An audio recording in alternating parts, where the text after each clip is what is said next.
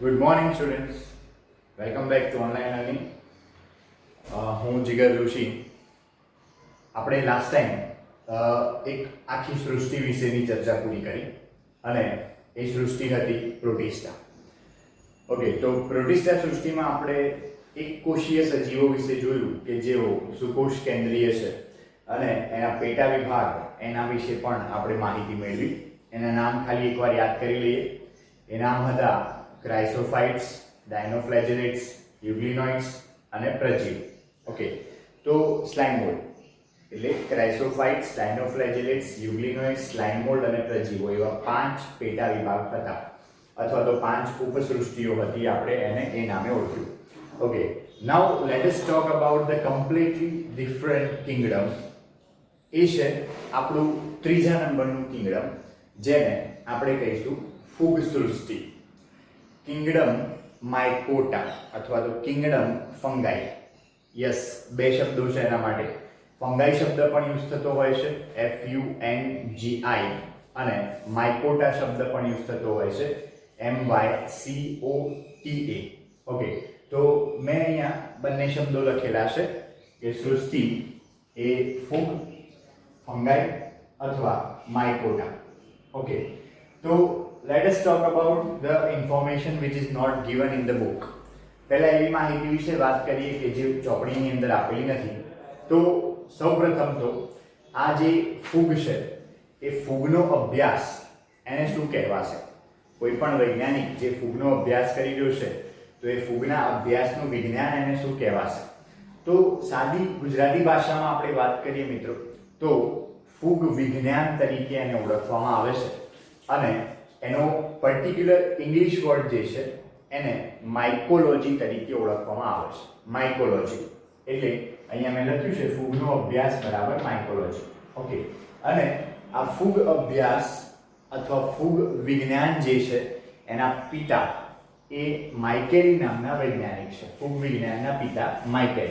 Okay, હવે આપણા પાસે અત્યારે હાલ જે ફૂગ વિજ્ઞાન છે એ આધુનિક ફૂગ વિજ્ઞાન છે અને આધુનિક ફૂગ વિજ્ઞાનના પિતા તરીકે એક ડીબેરી નામના વૈજ્ઞાનિકને ઓળખવામાં આવે છે. ડી બેરી.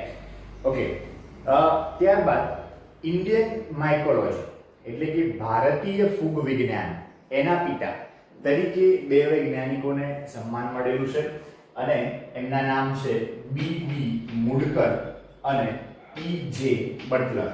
ઓકે, તો આટલા સાયન્ટિસ્ટના નામ છે અને બીજા એક સાયન્ટિસ્ટ પણ આમાં આપણે ઉમેરી દઈએ કે ફૂગ નામના શોધક. ફૂગ શબ્દ કોને આપ્યો, ફૂગ નામ કોને સજેસ્ટ કર્યું? તો એ વૈજ્ઞાનિક એમનું નામ છે ગેસ્પર્ડ બહીન. ગેસ્પર્ડ બહીન નામના વૈજ્ઞાનિક એ ફૂગ શબ્દના શોધક છે. ઓકે, તો now let us talk about the general introduction of fungi kingdom. General introduction વિશે વાત કરીએ તો સામાન્ય ઇન્ટ્રોડક્શનમાં આપણે જાણીએ છીએ કે ફૂગ એ વિષમપોષી સજીવોની સૃષ્ટિ છે. વિષમપોષી સજીવો એટલે હવે તમે જાણી ગયા છો કે ફૂગના સભ્યો જે છે એ પ્રકાશ સંશ્લેષણ કરી શકતા નથી અને પોતે ખોરાક માટે અન્ય સજીવો પર આધારિત હોય છે. ઓકે, તો એટલે વિષમપોષી આપણે એને કહીશું. બીજું કે ફૂગ એ આપણે જે કોઠામાં ભણ્યા એ પ્રમાણે યાદ કરીએ કે ફૂગ એકકોષીય હોઈ શકે અને બહુકોષીય પણ હોઈ શકે. એકકોષીય ફૂગ આપણા પાસે એક જ છે વિદ્યાર્થી મિત્રો અને એનું નામ છે ઈસ્ટ, અને બહુકોષીય ફૂગ આપણા પાસે ઘણી બધી છે. ઓકે, એનું દૈહિક આયોજન એ શિથિલ પેશી કક્ષાનું હોય છે એ પણ આપણે જાણીએ છીએ. બીજું કે સુકોષ કેન્દ્રી છે બધા જ. ત્રીજું કે પોષણની દ્રષ્ટિએ વિષમપોષી છે બધા જ. Okay, this is all what we know about fungi. આ બધું આપણે જે જાણીએ છીએ એ છે. હવે એને થોડુંક ડિટેલમાં સમજવા પ્રયત્ન કરીએ. ઓકે, તો અહીંયા મેં લખ્યું છે કે ફૂગ એ વિષમપોષી સજીવોની આગવી સૃષ્ટિ છે. બીજું કે તેઓ બાહ્યાકાર રચના અને નૈસર્ગિક નિવાસસ્થાનમાં ખૂબ જ વિવિધતા દર્શાવે છે. બાહ્યાકાર રચના મતલબ કે એક ફૂગથી બીજી ફૂગની બાહ્યાકાર રચના ખૂબ વિશાળ વિવિધતા ધરાવતી હોય છે. મતલબ કે એક ફૂગ બાહ્યાકાર દ્રષ્ટિએ અમુક એંગલથી તમને અમુક રીતે દેખાય એવી દેખાય તો એના કરતાં બીજી ફૂગ ટોટલી એના કરતાં જુદી જ દેખાશે. વિવિધતાનો મતલબ આવો છે કે બાહ્યાકાર રચના મોર્ફોલોજીકલ કેરેક્ટર્સ બહુ ડિફરન્ટ છે એમના. બાહ્યાકાર જે રચના છે એ ખૂબ અલગ છે. અને નૈસર્ગિક નિવાસસ્થાન. નૈસર્ગિક નિવાસસ્થાન એટલે બેઝિકલી ફૂગ આપણને જે ભાગોમાં જોવા મળે છે, જે જગ્યાએ જોવા મળે છે, એ એમનું નૈસર્ગિક નિવાસસ્થાન કહેવાય. તો દરેક ફૂગ માટે પાછું આ નૈસર્ગિક નિવાસસ્થાન પણ ખૂબ જુદું જુદું છે અને ખૂબ અલગ અલગ છે. એટલે કે બે બાબતમાં ફૂગ સૃષ્ટિની અંદર ખૂબ મોટી વિવિધતા જોવા મળે છે. અને એ વિવિધતા બે બાબતોમાં જોવા મળશે. કઈ બે બાબતો? તો એક બાહ્યાકાર રચનામાં જોવા મળશે અને બીજું એના નૈસર્ગિક નિવાસસ્થાનની અંદર જોવા મળશે. ઓકે. ત્યારબાદ હવે આપણે એના કેટલાક ઉદાહરણ જોઈએ વિદ્યાર્થી મિત્રો, બુકમાં જે આપેલા છે એ પ્રમાણે. કે ફૂગ એમાં સર્વસામાન્ય ઉદાહરણ છે બ્રેડ મોલ્ડ. બ્રેડ મોલ્ડ આને જોવા માટે કઈ ખાસ દૂર જવાની જરૂર નથી, આપણા ઘરે જ આને જોઈ શકાય. બ્રેડ આપણે બધા ખાતા હોઈએ છીએ, તો બ્રેડને પાણીમાં પલાળી અને ઘરના કોઈ અંધારિયા ખૂણાની અંદર અમુક સમય સુધી તમે રાખી મૂકશો, 1 દિવસ 2 દિવસ સુધી રાખી મૂકશો, તો એના ઉપર તમે જોશો તો સફેદ તાંતણા જેવી રચના તમને જોવા મળશે. તો એ સફેદ તાંતણા જે આપણે બ્રેડની ઉપર જોવા મળે છે અમુક દિવસો પછી, તો એ સફેદ તાંતણા એ ફૂગ છે. અને એ બ્રેડ ઉપર ડેવલપ થતી હોવાથી એને બ્રેડ મોલ્ડ તરીકે ઓળખવામાં આવે છે. મોલ્ડ એટલે જનરલી ફૂગ. ફૂગ ખાસ ધ્યાન રાખજો, મોલ્ડ શબ્દનો મતલબ થાય છે ફૂગ. મોલ્ડ શબ્દ આપણે આગળ પણ યુઝ કરીશું. ઓકે, તો એક એવું ઉદાહરણ છે આપણા પાસે વિદ્યાર્થી મિત્રો. બીજું નારંગીનો સડો. નારંગી એ સડી જવા માટે જવાબદાર પણ એક ફૂગ છે, બરોબર. રોટ્સ એટલે કે સડો કહેવાય, ROTS, રોટ્સ બરાબર સડો. તો નારંગીના સડવા માટે પણ જવાબદાર એક પ્રકારની ફૂગ છે. કઈ ફૂગ છે, કયા ક્લાસમાં આવે છે, એ બધું આપણે આગળ ચર્ચા કરીશું. ઓકે. ત્રીજું છે મશરૂમ. મશરૂમ તમે બધાએ જોયું હશે, બિલાડીનો ટોપ આપણે જેને કહીએ છીએ તે મશરૂમ અથવા બિલાડીનો ટોપ, જે ખાસ કરીને ગંદી જગ્યાઓએ વધારે ઉગતું હોય છે, ઉકરડાની અંદર ઉગતું હોય છે, કે પછી કોઈ ઝાડની નીચેના ભાગે, એના તળિયાના ભાગે, અથવા કોઈ ઝાડના થડ ઉપર પણ જોવા મળતું હોય છે. છત્રી જેવી પેલી જે રચના તમે જોઈ છે, એ રચના એને બિલાડીના ટોપ તરીકે ઓળખવામાં આવે છે, એ મશરૂમ છે. ઓકે. ત્યારબાદ અન્ય ઉદાહરણ છે રાઈના પર્ણો પર જોવા મળતા સફેદ ટપકા. રાઈના પર્ણો, એના પર જોવા મળતા વ્હાઇટ ડોટ્સ એટલે કે સફેદ ટપકા, એ પણ એક પ્રકારની પરોપજીવી ફૂગના કારણે જ હોય છે. તો વિદ્યાર્થી મિત્રો, આપણે અહીંયા કેટલાક ફૂગના ઉદાહરણ જોયા અને બીજા કેટલાક પણ અહીંયા પહેલા આપણે એડ કરી દઈશું. બીજી કેટલીક એકકોષીય ફૂગ હોય છે જેને ઈસ્ટ તરીકે આપણે ઓળખીએ છીએ. આપણે હમણાં ઓલરેડી ચર્ચા કરી લીધી કે ઈસ્ટ એ એકકોષીય ફૂગ છે. એ બ્રેડ અને જવનો દારૂ, જેને બિયર તરીકે ઓળખવામાં આવે છે, તે બનાવવા માટે ઉપયોગી છે. બ્રેડ અને જવનો દારૂ. બ્રેડ બનાવવા માટે મેં તમને અગાઉ ચર્ચા કરી હતી, બેકર્સ ઈસ્ટ તરીકે ઓળખાતી ઈસ્ટ ઉપયોગમાં લેવામાં આવતી હોય છે. ટોટલી આખી આપણી જે બેકરી પ્રોડક્ટ્સ છે, બ્રેડ છે, પાઉં છે, ટોસ્ટ છે, એ બધું બનાવવા માટે ઈસ્ટનો ઉપયોગ થતો હોય છે. અને એ ઈસ્ટ એને બેકર્સ ઈસ્ટ તરીકે ઓળખવામાં આવે છે. ઓકે. બીજું જવનો દારૂ, બિયર. તો આલ્કોહોલિક કોઈ પણ પીણા બનાવવા માટે, ખાસ યાદ રાખીશું વિદ્યાર્થી મિત્રો, આલ્કોહોલિક કોઈ પણ પીણા બનાવવા માટે આ ફૂગનો ઉપયોગ થતો હોય છે, ઈસ્ટનો ઉપયોગ થતો હોય છે. જુદી જુદી મેથડ છે એની, જે આપણે આવનારા સમયમાં શીખીશું. બીજું કે કેટલીક ફૂગ એ વનસ્પતિ અને પ્રાણીઓમાં રોગો ઉત્પન્ન કરનારી છે. કેટલીક ફૂગ એ વનસ્પતિ અને પ્રાણીઓમાં રોગો ઉત્પન્ન કરનારી છે. ઘણી બધી ફૂગ એવી છે કે જે એઝ અ પેથોજન ડીલ કરે છે. એઝ અ પેથોજન એટલે કે રોગકારક તરીકે વર્તે છે. ઘણી વનસ્પતિઓમાં અને ઘણા પ્રાણીઓમાં એના કારણે રોગ થતા હોય છે, જેની ડિટેલ ચર્ચા પણ આપણે પછી જોઈશું. પરંતુ અત્યારે હાલ જે કેટલાક ઉદાહરણ આપેલા છે એના વિશે ચર્ચા કરી લઈએ. દાખલા તરીકે પક્સિનિયા નામની ફૂગ, પીર્સિનિયા અથવા પક્સિનિયા નામની ફૂગ, PUCCINIA. ઓકે. તો આ ફૂગ એ કયા રોગ માટે જવાબદાર છે? તો એ ઘઉંના ઘેરું માટે જવાબદાર છે. વીટ રસ્ટ શબ્દ વાપરીશું. ખાસ આ શબ્દોથી પરિચિત થઈ જઈશું વિદ્યાર્થી મિત્રો, કારણ કે આનો આપણે આગળ ઘણો ઉપયોગ આવશે. નીટ લેવલે તમે જો ફૂગને ભણશો તો એની અંદર ઘણા બધા રસ્ટ, અલગ અલગ પ્રકારના રસ્ટ આવશે, અલગ અલગ વનસ્પતિમાં જે થાય છે. ઇન શોર્ટ, રસ્ટ અથવા ઘેરું શબ્દનો મતલબ કંઈક આવો થાય છે કે એ ભાગ પર્ટિક્યુલરલી, દાખલા તરીકે હું એમ કહું કે ભાઈ પર્ણનો ઘેરું, તો પર્ણ એ જે તે કલરના થઈ જવા, એમનો કલર ડિસ્કલરેશન થઈ જવું. વ્હાઇટ કલરનો ઘેરું હોય તો સફેદ રંગના થઈ જવા, બ્રાઉન કલરનો ઘેરું હોય તો બદામી રંગના થઈ જવા. તો આ બાબત એ ઘેરું તરીકે ઓળખાય છે. રસ્ટ બરાબર ઘેરું શબ્દ આપણે યુઝ કરીશું ગુજરાતીની અંદર. તો એવા શબ્દો આગળ તમારા પાસે આવશે, હજી પણ ઘણા બધા. ઓકે, નેક્સ્ટ છે કે કેટલીક ફૂગ એ પ્રતિજૈવિક દ્રવ્યોના સ્ત્રોત તરીકે પણ વર્તે છે. પ્રતિજૈવિક દ્રવ્યો આ શબ્દથી પણ આપણે પરિચિત છે વિદ્યાર્થી મિત્રો. પ્રતિજૈવિક દ્રવ્યો એનો મતલબ થાય છે એન્ટીબાયોટિક્સ, જે બેક્ટેરિયા સામે લડવા માટે બનાવવામાં આવેલી દવાઓ છે. ઓકે, અને એની વાત કરીએ આપણે તો સૌપ્રથમ મેં કદાચ તમને વાત કરેલી છે કે પેનિસિલિયમ નામની એક ફૂગ છે, એમાંથી મેળવવામાં આવેલું એન્ટીબાયોટિક જે પેનિસિલિન તરીકે ઓળખાય છે. તો આ પેનિસિલિન એ પ્રતિજૈવિક દ્રવ્ય છે. પેનિસિલિન શબ્દ છે આ એન્ટીબાયોટિક દ્રવ્ય છે જે પેનિસિલિયમ નામની ફૂગમાંથી મેળવવામાં આવે છે. પેનિસિલિયમ નોટેટમ, પહેલા પેનિસિલિયમ નોટેટમમાંથી અલગ કરાવવામાં આવ્યું હતું. હાલની તારીખમાં એ પેનિસિલિયમ ગ્રેસિયોફુલ્વમ નામની ફૂગમાંથી મેળવવામાં આવે છે.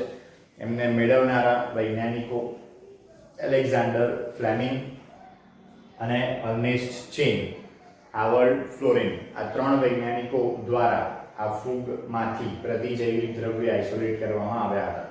Okay, now let us talk about the natural habitat of fungi. કુદરતી વસવાટ વિશે આપણે ચર્ચા કરીએ ફૂગના. તો વિદ્યાર્થી મિત્રો ખાસ ધ્યાન રાખજો કે ફૂગ માટે આપણે એક શબ્દ વાપરી શકીએ કે દે આર એવરીવેર, અત્ર તત્ર સર્વત્ર, ઘણી બધી જગ્યાએ છે. અને એના માટે પર્ટિક્યુલર ઇંગ્લિશ વર્ડ જે છે એ છે કોસ્મોપોલિટન. સર્વત્ર સ્થાનોમાં જે જોવા મળે એને કોસ્મોપોલિટન તરીકે ઓળખવામાં આવે. આ ખાસ ઇંગ્લિશ શબ્દ ઉપર અહીંયા ભાર મૂકું છું, કારણ કે આના ઉપરથી ક્વેશ્ચન પૂછાય છે કે નીચેનામાંથી કયું સજીવ કોસ્મોપોલિટન છે. કોસ્મોપોલિટન એટલે સાર્વત્રિક જગ્યાઓમાં નિવાસ કરનાર, બધી જગ્યાઓમાં નિવાસ કરનાર. તો એ સર્વત્ર સ્થાનોમાં નિવાસ કરનાર છે, કોસ્મોપોલિટન છે. ઓકે, અને કોસ્મોપોલિટન શબ્દ વાપરો એટલે ઓટોમેટિક એના સાથે હવા છે, પાણી છે, જમીન છે, પ્રાણીઓ છે, વનસ્પતિ છે, એ બધા આવી જાય. હવામાં, પાણીમાં, જમીન પર, પ્રાણીઓ અને વનસ્પતિના દેહ ઉપર વગેરે જગ્યાએ ફૂગ જોવા મળતી હોય છે. ઓકે, નેક્સ્ટ થિંગ કે ફૂગને કેવું પર્યાવરણ ડેવલપ થવા માટે જોઈએ, ફૂગને કેવું વાતાવરણ જોઈએ ડેવલપ થવા માટે, તો એ વસ્તુ ખાસ ધ્યાન રાખીશું. ફૂગ માટે હૂંફાળું અને ભેજવાળું વાતાવરણ એ ડેવલપ થવા માટે ખૂબ જરૂરી છે. ખાસ યાદ રાખજો વિદ્યાર્થી મિત્રો, હૂંફાળું અને ભેજવાળું બે શબ્દો હું વાપરી રહ્યો છું. હૂંફાળું એટલે કે વોર્મ અને ભેજવાળું એટલે કે હ્યુમિડ. Warm and humid. હૂંફાળું કોને કહીશું કે જે ઠંડુ નથી અને બહુ ગરમ પણ નથી, એટલે હૂંફાળું. અને ભેજવાળું કોને કહીશું કે જ્યાં વાતાવરણમાં બહુ ખૂબ ભેજ છે, તો એ હ્યુમિડિટી કહેવાશે. તો આવા બે ક્રાઇટેરિયા જે જગ્યાએ ફૂલફિલ થતા હોય કે જ્યાં વાતાવરણ ગરમ અને હૂંફાળું રહેતું હોય, હૂંફાળું અને ભેજવાળું રહેતું હોય, તો આવી જગ્યાઓએ ફૂગનું ડેવલપમેન્ટ બહુ થતું હોય છે, ઘણું બધું થતું હોય છે. ફૂગ નેચરલી આવી જગ્યાઓએ એકદમ ફ્રીલી ગ્રો કરી શકતી હોય છે. ઓકે, બીજું કે આપણે જનરલી આપણો જે ખોરાક છે એ ખોરાકને રેફ્રિજરેટરમાં મૂકતા આવીએ છીએ એને સાચવવા માટે લાંબા સમય સુધી. તો why we are doing this, આપણે આ શું કામ કરી રહ્યા છીએ? તો જો આપણે ખોરાકને બહાર મૂકીએ છીએ તો શું થશે વિદ્યાર્થી મિત્રો કે જે ખોરાક છે એને ગરમ અને હૂંફાળું તાપમાન મળી રહેશે, તો તેથી એના ઉપર ભેજ, બેક્ટેરિયા આ બધાની વૃદ્ધિ થઈ શકે છે. એટલે બેક્ટેરિયા અને ભેજ આ બધાની વૃદ્ધિ અટકાવવા માટે આપણે ખોરાકને રેફ્રિજરેટરમાં મૂકતા હોઈએ છીએ. ફૂગ અને બેક્ટેરિયા એનાથી બચાવવા માટે આપણે ખોરાકને રેફ્રિજરેટરમાં મૂકતા હોઈએ છીએ. ઓકે, તો આ થયું વિદ્યાર્થી મિત્રો ફૂગ વિશેનું જનરલ ઇન્ટ્રોડક્શન, અને હવે આપણે એના વિશે ડિટેલ માહિતી મેળવીએ.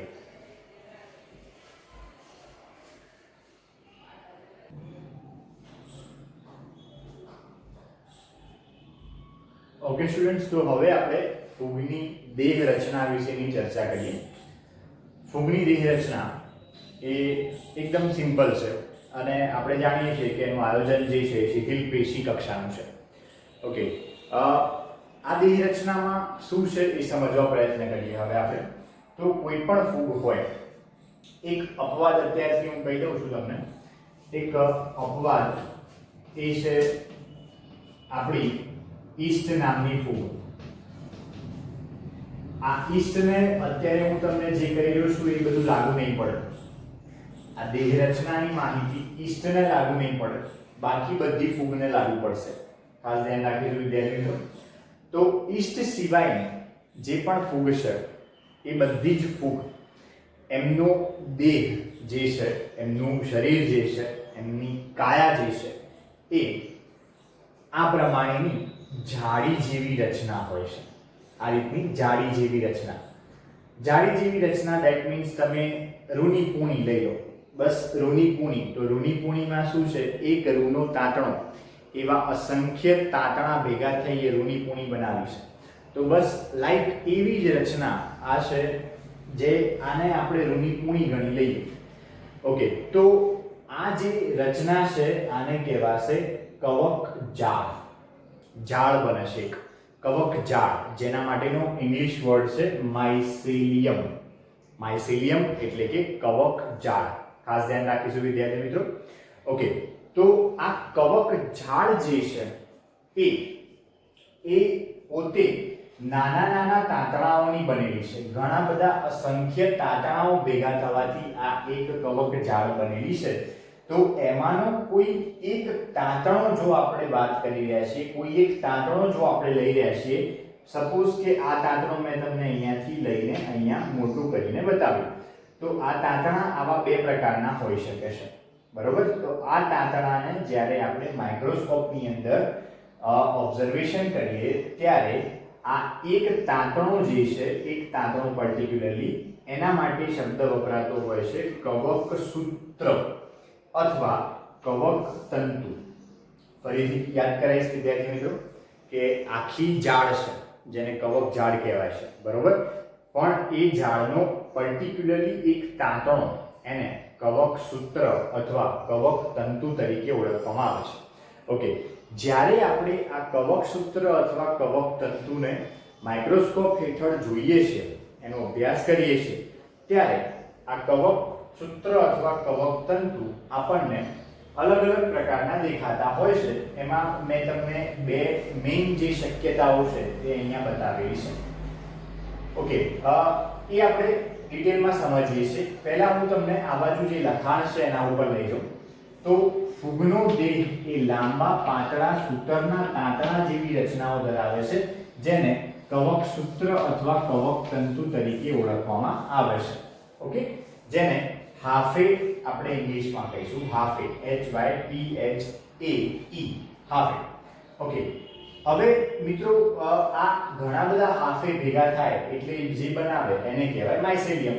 એટલે બીજું વિધાન આપણું આ છે કે ભાઈ કવક સૂત્રની જાળી જેવી રચના કવક જાળ તરીકે ઓળખાય છે. એટલે કે ઘણા બધા આવા તાંતણા જે છે એ ભેગા થઈ અને જે રચના બનાવે છે એને કવક જાળ તરીકે ઓળખવામાં આવે છે. ઓકે, તો હવે આપણે વિદ્યાર્થી મિત્રો ચર્ચા કરવી છે કે કવક સૂત્ર કેટલા પ્રકારના હોઈ શકે. કવક સૂત્ર અથવા કવક તંતુ કેટલા પ્રકારના હોઈ શકે. તો એના ટોટલ અલગ અલગ રીતે 4 પ્રકાર છે. ટોટલ અલગ અલગ રીતે 4 પ્રકાર છે.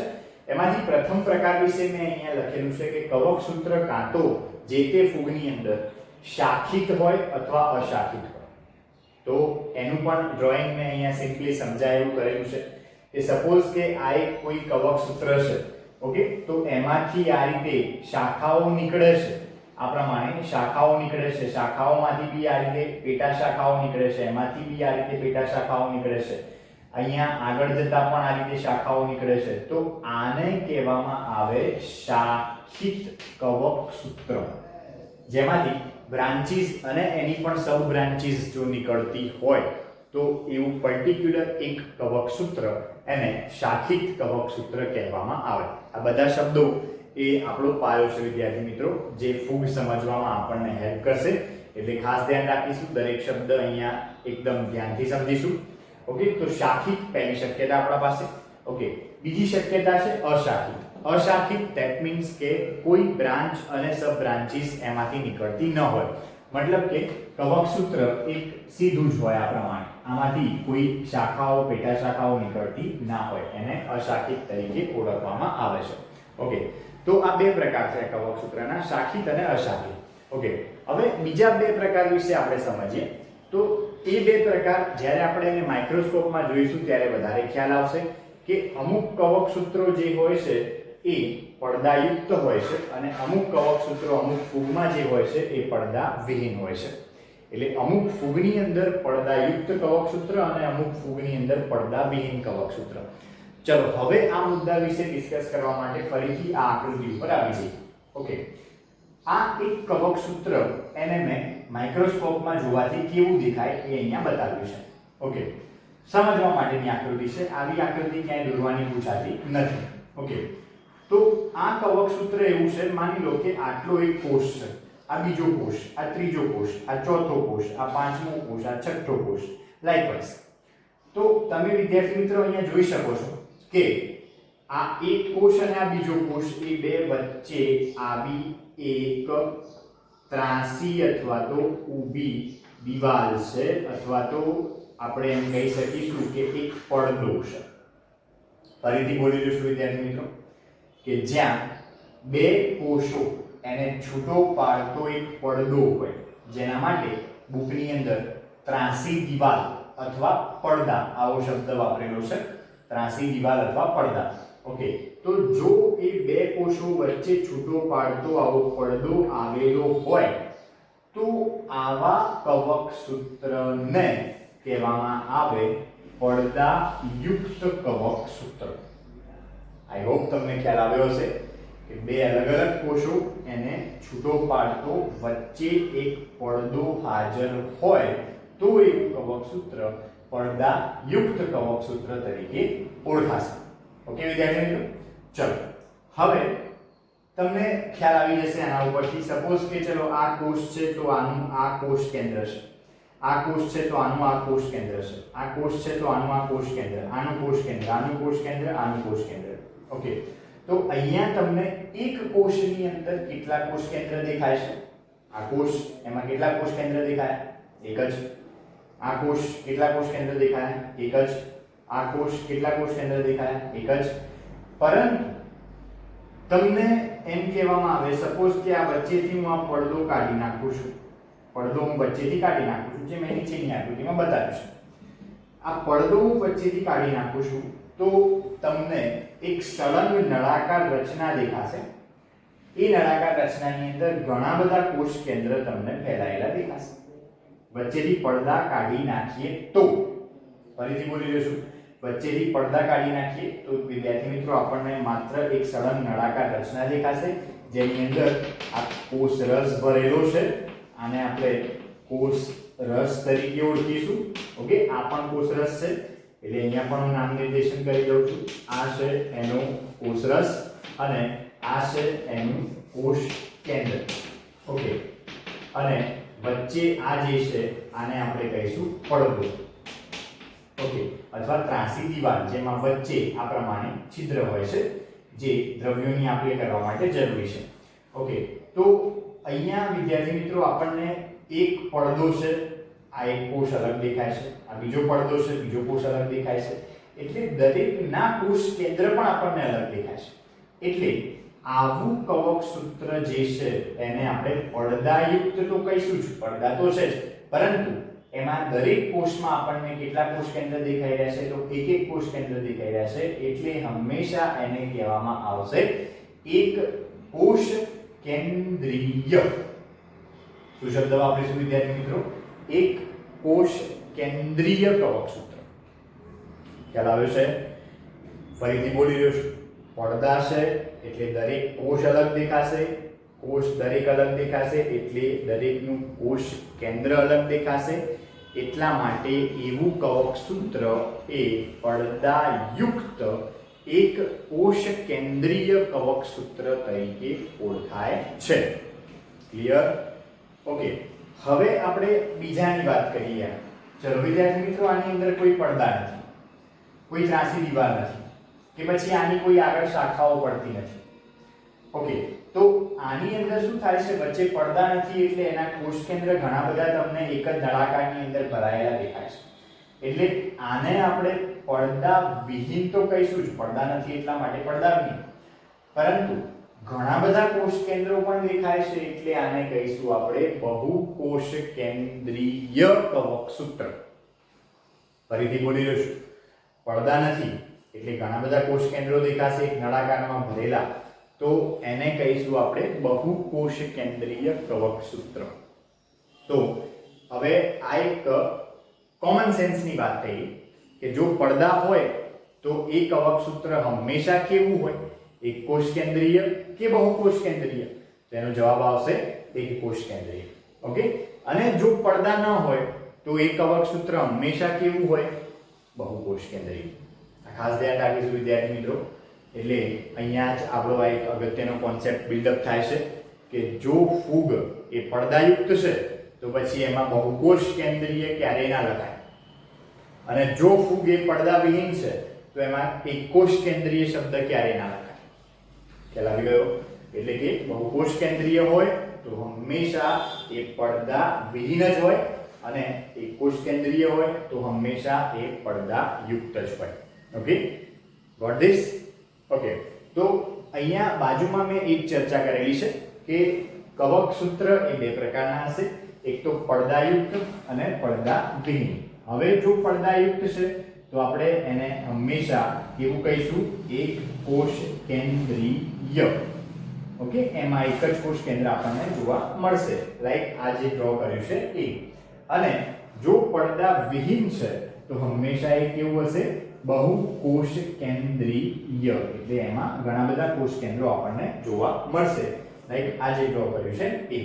અને શાખિત અશાખિતમાં પણ જતા રહીએ તો આને આપણે કેવું કહીશું, આની બે બ્રાન્ચ નીકળે છે એટલે આને આપણે શાખિત કહીશું, બરોબર છે? અને આની કોઈ બ્રાન્ચ નીકળતી નથી એટલે આપણે આને અશાખિત તરીકે ઓળખીશું. ઓકે, ત્યારબાદ જે લખાણમાં લખેલું છે એ મેં અહીંયા નીચે કવર કર્યું છે.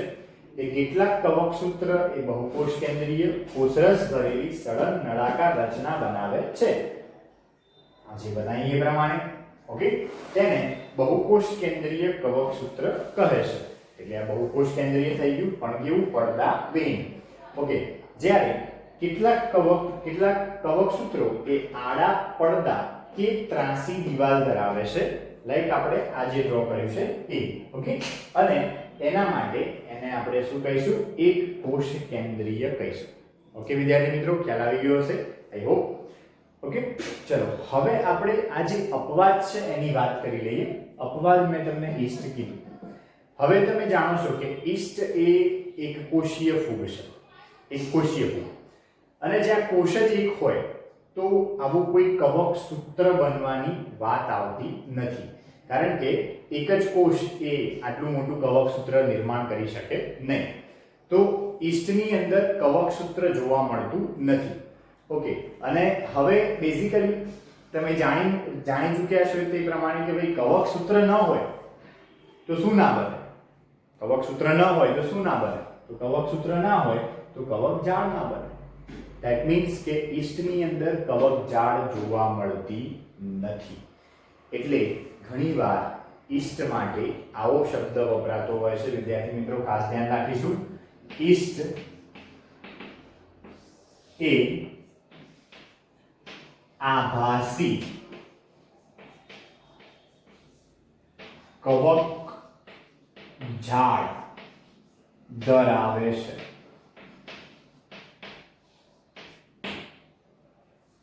ખાસ અગત્યનો ક્વેશ્ચન, એક પોઈન્ટ ઓફ વ્યૂ. ઈસ્ટ એ આભાસી કવક જાળ ધરાવે છે. હવે તમે એમ કીધું સાહેબ હમણાં તો કવક જાળ જોવા મળતી નથી અને પાછા ક્યાંથી કવક જાળ લાયા? તો આનો સંદર્ભ કેવો છે? આભાસી શબ્દ વાપર્યો છે આપણે, સ્યુડો આભાસી, એટલે કે આપણને કવકજાળ જોવા મળતી નથી પણ ખોટી કવકજાળ કૂટ કવકજાળ ધરાવતી ફૂગ એ યીસ્ટ કહેવાશે. એટલે આમ જોવા મળતી નથી પરંતુ એ ફૂગમાં છે, એટલે આપણે એને કવકજાળ કન્સિડર કરવી હોય તો ખોટી અથવા કૂટ અથવા આભાસી આપણે શબ્દ વાપરી શકીએ. એટલે ખાલી આભાસી શબ્દ કાઢી નાખીએ તો કવકજાળ ધરાવતી નથી મુકાય, અને આભાસી મૂકી દઈએ તો આભાસી કવકજાળ ધરાવે છે શબ્દ આવશે. ઓકે, તો આ યીસ્ટ વિશે વાત કરી, આભાસી કવકજાળ ધરાવતી ફૂગ જે એક કોષીય છે. ઓકે, અને બીજું કે ફૂગની કોષ દિવાલ જે છે એ આપણે અગાઉ પણ ચર્ચા કરી હતી કે કાઇટિન નામનો પદાર્થ ધરાવે છે, જે એક પ્રકારનો પોલિસેકેરાઇડ છે. કાઇટિન અને અન્ય પોલિસેકેરાઇડની બનેલી હોય છે, જેને આપણે ફંગસ સેલ્યુલોઝ તરીકે ઓળખીએ છીએ. એટલે એ બાબત મેં અહીંયા લખેલી છે કે ફૂગની કોષ દિવાલ એ કાઇટિન અને અન્ય પોલિસેકેરાઇડની બનેલી છે, જેને ફંગસ સેલ્યુલોઝ તરીકે ઓળખવામાં આવે છે. તો આ જે આપણે જોયું વિદ્યાર્થી મિત્રો એ છે ફૂગનું બેઝિક ઇન્ટ્રોડક્શન પ્લસ એની દેહ રચના, એનો વસવાટ વગેરે વિશે આપણે સમજ્યા. હવે આવતા લેક્ચરની અંદર વિદ્યાર્થી મિત્રો આપણે એના પોષણ વિશે, એના પ્રજનન વિશે ડિટેલમાં ચર્ચા કરીશું. નમસ્કાર.